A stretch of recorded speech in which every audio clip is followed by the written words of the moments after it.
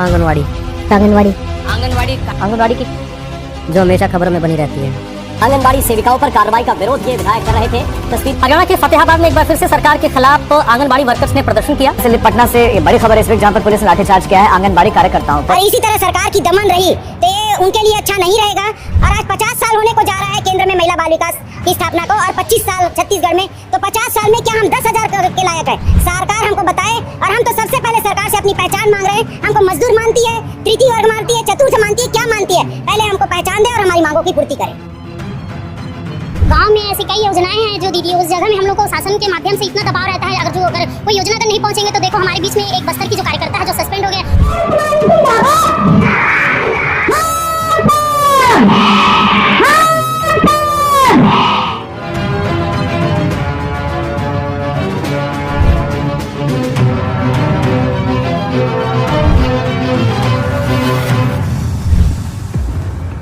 करने के लिए हमारे साथ हैं केंद्रीय महिला एवं बाल विकास मंत्री अन्नपूर्णा देवी जी। बहुत बहुत स्वागत मंत्री जी आपका। मंत्री जी, 11 सालों में क्या लगता है आपको, आप स्वयं एक महिला हैं और जब महिला और बच्चों के विकास की बात होती है तो एक जो संवेदनशीलता होती है वो चाहिए होती है, आपको क्या लगता है सबसे बड़ी उपलब्धि सरकार की क्या रही? देखिए, इन 11 वर्षों में माननीय प्रधानमंत्री श्री नरेंद्र मोदी जी के नेतृत्व में महिला सशक्तिकरण की बात हम करते हैं, और जिस तरह से महिला बाल विकास मंत्रालय में उन्होंने जो परिवर्तन किया है, मिशन शक्ति, मिशन सक्षम आंगनवाड़ी, पोषण 2.0 और मिशन वात्सल्य, इन 3 मिशनों के माध्यम से अगर हम बात करें मिशन सक्षम आंगनवाड़ी पोषण 2.0, तो उसके माध्यम से न सिर्फ बच्चों को हमें भोजन देना है, बल्कि कुपोषण से मुक्ति और बच्चों की थाली में एक अच्छा पौष्टिक आहार मिले, उसकी व्यवस्था माननीय प्रधानमंत्री जी ने की। 14 लाख आंगनवाड़ी केंद्रों में हम 10 करोड़ हमारे लाभार्थी हैं, लगभग 8 करोड़ हमारे बच्चे हैं। तो जो विकसित भारत का संकल्प माननीय प्रधानमंत्री जी का है, तो उसकी बुनियाद आंगनवाड़ी केंद्र से शुरू होती है। मिशन शक्ति के माध्यम से हमारा सखी निवास है, PMMBY जो बहुत ही अच्छी स्कीम है, जिसमें हम जो प्रेग्नेंट महिला हैं उनको हम उसमें सहायता देते हैं।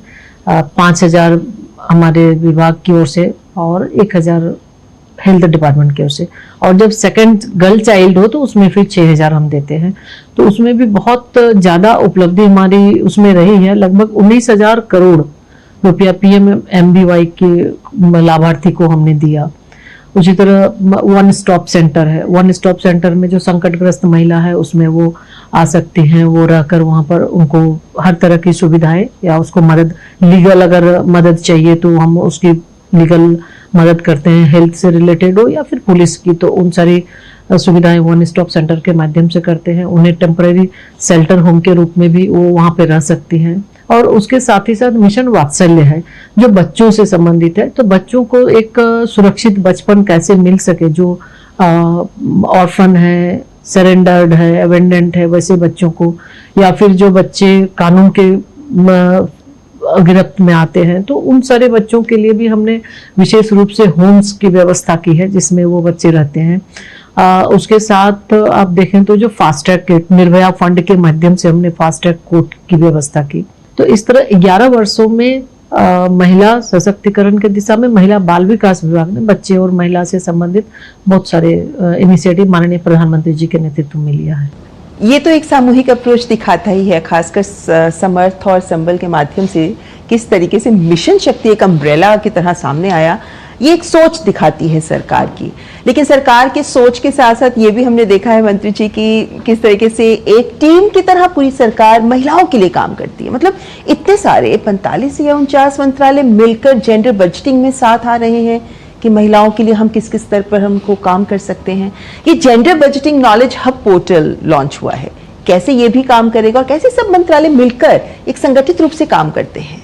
भी ठीक आपने कहा, 49 मंत्रालय 49 मंत्रालय भी इसमें शामिल हुए हैं जेंडर बजटिंग का। तो इसका मुख्य उद्देश्य महिलाओं के नेतृत्व में विकास, जो माननीय प्रधानमंत्री जी का लक्ष्य है, जो सोच है, तो महिलाओं को हर तरह की सुविधाएं मिल सके, उनके लिए इस बजट में जो प्रावधान किया गया है, पूरे बजट का अगर हम देखें तो 8.86% पूरे बजट का जेंडर बजट है। तो निश्चित रूप से बहुत आमूलचूल परिवर्तन इससे होगा। और आज हम देख रहे हैं कि महिला सशक्तिकरण के क्षेत्र में किस तरह से हम आगे बढ़ रहे हैं। तो निश्चित रूप से ये 11 वर्षों में ही ये हमें देखने को मिला कि आज हमारी महिलाएं रक्षा से के क्षेत्र से लेके सीधे किसान, हमारी जो गांव में जो गृहिणियां हैं, जो किसान हैं, आज वो भी चाहे लखपति दीदी की बात करें, ड्रोन दीदी की बात करें, या फिर मुद्रा योजना के तहत अगर हम लाभार्थी की बात, तो हर एक क्षेत्र में वो आगे बढ़ रही है। और जेंडर बजटिंग के माध्यम से हमें ये फायदा मिलेगा कि सभी डिपार्टमेंट और उसके साथ साथ राज्यों को भी हम सेंसिटाइज कर रहे हैं कि वो भी उनसे जुड़े और ज्यादा से ज्यादा जेंडर बजटिंग के माध्यम से महिलाओं को ज्यादा से ज्यादा लाभ मिल सके। जी, मतलब प्रयास तो सरकार कर रही है, लेकिन एक मुद्दा एक है जिसको लेकर आज भी चिंता होती है, वो है कार्यबल में महिलाओं की संख्या। मतलब आज अगर हम देखें तो 42% कार्यबल में महिलाओं की भागीदारी है, जबकि अगर हमें विकसित भारत बनना है 2047 तक, हमको ये भागीदारी बढ़ाकर 70% करनी होगी। तो क्या आपको लगता है कि ये बहुत महत्वाकांक्षी लक्ष्य है, या फिर इसको हासिल करने को लेकर भी आत्मविश्वासी है सरकार? महिला के नेतृत्व में विकास माननीय प्रधानमंत्री जी का लक्ष्य है। और महिलाओं के कार्यबल में भागीदारी हेतु अभी हमने जो एक मिशन पालना के साथ साथ क्रैश की व्यवस्था, आंगनवाड़ी केंद्रों में आंगनवाड़ी कम क्रैश की व्यवस्था, ताकि जो कामकाजी महिलाएं हैं अपने बच्चों को वहां रखकर वो काम के लिए जा सकती है। उसी तरह से जो हमारा सखी निवास है, वहां पर भी हमारी महिलाएं रह सकती है। और साथ ही साथ अभी स्पेशल असिस्टेंट के तहत हम लोगों ने सभी राज्यों में कामकाजी महिलाओं के लिए हॉस्टल के लिए भी स्वीकृति दिया है, ताकि हमारा लक्ष्य बढ़ सके। जो हमारा जो एक उद्देश्य है कि कार्यबल में महिलाओं की भागीदारी बढ़ सके, तो उसके लिए जो हॉस्टल की स्वीकृति हुई है, निश्चित रूप से उनके लिए एक सुरक्षित स्थान रहेगा। उसके साथ सी बॉक्स पोर्टल की बात हम करेंगे, पॉस एक्ट के तहत सी बॉक्स पोर्टल, ताकि कार्यस्थल पर जो महिलाएं हैं उनको एक अच्छा माहौल मिल सके। और सी बॉक्स पोर्टल के तहत भारत सरकार के सभी विभाग ऑनबोर्ड हो चुके हैं। और हमने जो प्राइवेट सेक्टर में है भी है, प्राइवेट सेक्टर भी उसमें ऑनबोर्ड हो रहा है। तो उसमें 2 तरह की कमिटियां होती है, इंटरनल कमिटी भी होती है और लोकल कमिटी होती है। तो उस कमिटी के माध्यम से चूंकि जब अगर किसी के साथ किसी भी तरह की जो महिलाएं काम कर रही हैं, सेक्सुअल कोई परेशानी होती है, तो वहां पे वो कंप्लेन दर्ज कर सकती है। और बिल्कुल वो कंप्लेन बिल्कुल सार्वजनिक नहीं होता है, और उसके बाद उसकी सुनवाई होती है। उसको हम अपने स्तर से भी, हम लोग डिपार्टमेंट के स्तर से भी उसको मॉनिटरिंग करते हैं। 181 जो महिला हेल्पलाइन नंबर है, तो हेल्पलाइन नंबर के माध्यम से भी हम कहीं भी अगर कोई संकट में फंसी महिला है, उसमें अगर वो फोन करे तो तुरंत उनकी सुनवाई होती है। और 112 के साथ इंटीग्रेटेड है, ताकि उनको हर तरह की सुविधाएं मिल सके।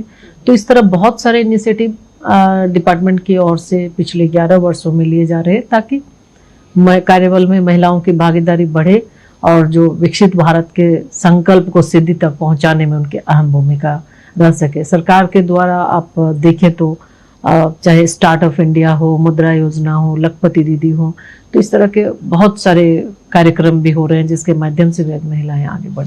बिल्कुल, और जहाँ भी केंद्र सरकार की कोई योजना होती है तो उसमें केंद्र में महिलाएं होती हैं, ये तो नजर आता है। बस आंकड़ों में उनको परिलक्षित होना बहुत जरूरी है। एक बदलाव की एक बड़ी सोच प्रधानमंत्री जी लेकर आए जब बेटी बचाओ बेटी पढ़ाओ को 2015 में आगे लाया गया।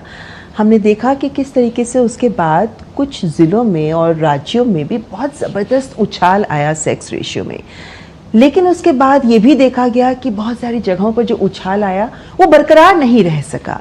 तो सरकार की ओर से ऐसे क्या प्रयास किए जा रहे हैं कि हम लिंगानुपात को बेहतर बनाने की दिशा में जो काम कर रहे हैं वो असर लगातार दिखाते रहें? बेटी बचाओ बेसिकली ये एक अभियान है, इसके माध्यम से हम लोगों को जागरूक करते हैं। और आज आप देखेंगे तो SRB का डेटा अगर हम देखते हैं तो जहां 14 के पहले 918 था, अभी बढ़ के 930 हुआ है। लगातार इसमें बढ़ोतरी हो रही है और उसके माध्यम से जन जागरूकता हम फैलाते हैं और लोगों को सेंसिटाइज करके कि बेटी बोझ नहीं है। अब बेटियों के जन्म पे लोग उत्सव मनाते हैं अब, और उसके साथ साथ जैसे PMMBY जो जैसे पहले हमने कहा कि प्रधानमंत्री मातृ वंदना योजना हो, सुकन्या समृद्धि योजना हो, कई योजनाओं की शुरुआत उस समय हुई जिसकी वजह से आज हम देखें तो शिक्षा विभाग में भी अगर हम देखेंगे यूडाइस के हिसाब से जो बेटियों का ग्रॉस इनरोलमेंट रेशियो है तो वो भी काफ़ी बढ़ोतरी, लगभग 75% से ज़्यादा बढ़ोतरी हुई है। तो कहीं ना कहीं बेटी बचाओ बेटी पढ़ाओ अभियान के माध्यम से अब ये जागरूकता समाज में बढ़ी है और अब बेटियों को बेटियां आगे बढ़ रही है। आगे अगर बढ़ के देखें तो स्टेम के क्षेत्र में भी अब बेटियां आगे बढ़ी है, रक्षा के क्षेत्र में भी बेटियां आगे जा रही हैं। तो निश्चित रूप से इसका बहुत बड़ा फायदा हुआ है और क्रमशः ये चूंकि अभियान है इसलिए ये चलता ही रह रहा है। तो हमारा ये काम है कि विभाग की ओर से लगातार जन जागरूकता फैलाकर हम लोग नीचे स्तर तक, पंचायत स्तर तक ये प्रयास करते हैं कि लोग इस चीज़ों से जागरूक हो और ये अभियान ये चलता रहे। मंत्री जी, जब हम बात करते हैं महिलाओं की तो एक बहुत ही संवेदनशील मुद्दा होता है महिलाओं से जुड़ा हुआ, वो है महिला सुरक्षा और बच्चों का यौन शोषण। जो मामले अखबारों में सुर्खियां बनते रहते हैं, सरकार का नियंत्रण के प्रयास है, लेकिन एक बड़ी सोच जो ये भी महसूस की जाती है कि अगर कन्विक्शन रेट बेहतर होगा तो शायद हम इन पर और ज़्यादा लगाम लगा सकते हैं। कानून तो कड़े हो रहे हैं लेकिन कन्विक्शन रेट को भी बेहतर करने की दिशा में क्या प्रयास हो रहे हैं? अभी आपने देखा कि अभी 3 नए कानून आए और इन 3 नए कानूनों में बहुत ही जो यौन उत्पीड़न हो या हिंसा हो इससे संबंधित बहुत कड़े कानून इसमें इसका प्रावधान किया गया है। और लगातार चाहे फिर इसके अलावे फिर हमारा जैसे पॉस के तहत मैंने C-BOX के बारे में भी चर्चा की, या फिर इस कानून के माध्यम से फिर फास्ट ट्रैक स्पेशल कोर्ट हो, निर्भया फंड के तहत जो हमने एस्टेब्लिश किया है। तो हमें लगता है कि लगातार भारत सरकार की ओर से ये प्रयास हो रहा है कि जो समस्याएं ये लगातार आ रही है, चाहे यौन उत्पीड़न का मामला हो या तो उससे संबंधित लगातार प्रयास हो रहे हैं कि बेहतर और किया जा सके। और हम इसके लिए राज्यों से भी संपर्क करके कि जो कानून बनाए गए हैं उस कानून का हम सख्ती से पालन करें और कानून के साथ साथ जागरूकता भी, लोगों के अंदर जागरूकता फैले, इस दिशा में भी हम काम करें। मंत्री जी, सरकार की एक सोच ये भी है कि फॉरेंसिक्स पर जोर दिया जाए, इस पर बहुत काम भी हो रहा है सरकार के द्वारा। इस दिशा में माना जाता है कि कन्विक्शन रेट बेटर भी हो सकता है, लेकिन निर्भया फंड भी यूज किया जा रहा है और उसको लेकर ये जरूर सवाल उठते हैं कि कहाँ यूज हो रहा है, तो किस तरीके से इस फंड का भी इस्तेमाल किया जा रहा है? निर्भया फंड के माध्यम से हम कई योजनाएं हम चला रहे हैं। लगभग ये नॉन लैप्सेबल फंड है निर्भया फंड, और इसके तहत सिप सिटी प्रोजेक्ट बड़े शहरों में, ताकि वहाँ पे जो महिलाएं हैं उनको हर तरह की सुविधाएं मिले, उसके लिए कई योजना, चाहे वो CCTV कैमरे की बात हो, transportation, pink toilet, pink auto के साथ साथ पैनिक बटन, तो इस तरह की सेफ सिटी प्रोजेक्ट का काम हमारा चल रहा है। लगभग 49 योजनाएं उसमें चल रही हैं सेफ सिटी प्रोजेक्ट के साथ साथ। फिर फॉरेंसिक की बात आपने की, तो फॉरेंसिक के लिए भी लैब भी हमने इस्टेब्लिश किया है, ताकि जो दिक्कतें होती थी जब घटनाएं घटती है तो कहीं ना कहीं कन्विक्शन रेट उससे भी जुड़ा हुआ होता है। तो निश्चित रूप से इसके माध्यम से उसमें तेजी आएगी। तो कई जगह फॉरेंसिक लैब की भी स्थापना की गई है, कई रेलवे स्टेशनों में CCTV कैमरे की व्यवस्था की गई है। उसी तरह थाना के अंदर भी हम महिला पुलिसिंग की व्यवस्था, हेल्प डेस्क की व्यवस्था की गई उसके माध्यम से। तो ये प्रयास होता है कि किस तरह से जो क्राइम है, महिला हिंसा है, उसको रोका जा सके। तो उसके लिए जो सेफ्टी मेजर अलग अलग तरीके से अपनाए जा रहे हैं, उसके साथ ही साथ महिला निर्भया फंड के माध्यम से ही फास्ट ट्रैक स्पेशल कोर्ट की भी व्यवस्था की गई है। यानी कुछ व्यवहारिक कदम उठाए जा रहे हैं ताकि महिलाओं को उससे लाभ हो सके। पिछले साल यूनिसेफ की एक रिपोर्ट आई थी चाइल्ड न्यूट्रिशन रिपोर्ट, जिसमें 20 देश थे दुनिया के जिसमें 5 वर्ष से कम उम्र के जो बच्चे हैं उनके लिए कहा गया है कि इन 20 देशों के 5 साल की कम उम्र से बच्चे वो गंभीर खाद्य गरीबी से जूझ रहे हैं। सरकार जब एनडीए की बनी तो उसके बाद पोषण को एक अभियान बनाया गया। अब पोषण 2.0 चल रहा है, लेकिन पोषण से जुड़ी समस्याएं जमीनी स्तर पर भी कितनी बड़ी हैं, आपने क्या देखा, तस्वीर कैसी है, कैसे हम इसे काबू में कर पाएंगे? मतलब आपका जो पोषण 2.0 है ये कितना कारगर हो पाएगा कि हम इन 20 देशों की सूची से बाहर आ सकें? देखिए, पिछले 11 वर्षों में माननीय प्रधानमंत्री जी की सोच रही कुपोषण मुक्त भारत की बात करते हैं और निश्चित रूप से उस दिशा में हम काम भी करते हैं। पोषण 2.0 बहुत ही महत्वाकांक्षी है और इसके माध्यम से जो हमारे लाभार्थी हैं कि बच्चों को सिर्फ हम, एक तरफ हमारे साथ 2 चैलेंजेस है, एक तरफ कुपोषण है तो दूसरी ओर हमारे जो ओबेसिटी है, चाइल्ड ओबेसिटी है, तो कैसे बैलेंस किया जा सके, तो उनका थाली कैसे बैलेंस हो, डाइट बैलेंस हो। तो उसके लिए सिर्फ ये नहीं कि बच्चों का भोजन मतलब उनको उनका पेट भरना है, बल्कि बच्चों को अच्छा भोजन मिल सके, पोषण युक्त भोजन मिल सके, हम इसकी व्यवस्था करते हैं। और मिशन पोषण 2.0 उसके तहत जो आंगनवाड़ी केंद्र है, 2 लाख आंगनवाड़ी केंद्रों की स्वीकृति हुई है। उसमें आंगनवाड़ी केंद्र के अंदर पोषण वाटिका की भी व्यवस्था हमने की है, पोषण वाटिका के माध्यम से कि ताकि उनको हरी फल सब्जियां मिल सके। हमने सीजनल फल सब्जी के लिए उसके साथ साथ मिलेट के लिए भी उसमें उनके डाइट में उसको इंक्लूड करने के लिए ये एक इंस्ट्रक्शन हमने दिया है। तो अलग अलग तरीके से और रीजन वाइज कि जो बच्चे जो खाएं तो उसका स्वाद उस रीजन के हिसाब से वो उसको तैयार करें। तो इसके तहत ये इंस्ट्रक्शन भी गया है और निश्चित रूप से ये बहुत ही महत्वाकांक्षी है और ये हमारा प्रयास है कि बच्चों को कुपोषण से मुक्त किया जाए। और बच्चों के साथ साथ हम जो हमारी गर्भवती महिलाएं हैं या फिर लैक्टेटिंग जो धात्री माताएं हैं उनको भी THR के माध्यम से सप्लीमेंट्री फूड हम देते हैं, ताकि जब स्वस्थ बच्चे जन्म होंगे तभी हम विकसित भारत की हम संकल्पना करते हैं। तो बच्चों का नींव मजबूत हो उसके लिए और जन जागरूकता भी फैलाते हैं। जो हमारे आंगनवाड़ी केंद्र की जो हमारी बहनें हैं, वर्कर हैं, उनको हम पोषण ट्रैकर ऐप जिसके माध्यम से हम छोटी छोटी शॉर्ट वीडियो उनको देते हैं कि कैसे उनको आप जागरूक करेंगे, उनको कैसे प्रोटोकॉल का आप पालन कराएंगे। इस तरह के प्रयास हमारा पोषण माँ और पोषण पखवाड़ा जो 2 बड़े इनिशिएटिव है, करोड़ों एक्टिविटीज उसमें होते हैं। इस बार तो हमने ओबेसिटी को भी थीम में लिया है कि आप कैसे बच्चों को किस तरह का आप खाना खिलाएंगे, जंक फूड नहीं देना है। तो इस तरह के जन जागरूकता के माध्यम से भी हमें लगता है बहुत अच्छा इसका रिजल्ट मिल रहा है और करोड़ों एक्टिविटीज हुई है, लोग उसमें शामिल होते हैं और उसको फॉलो भी करते हैं, उसका असर भी हमें दिख रहा है।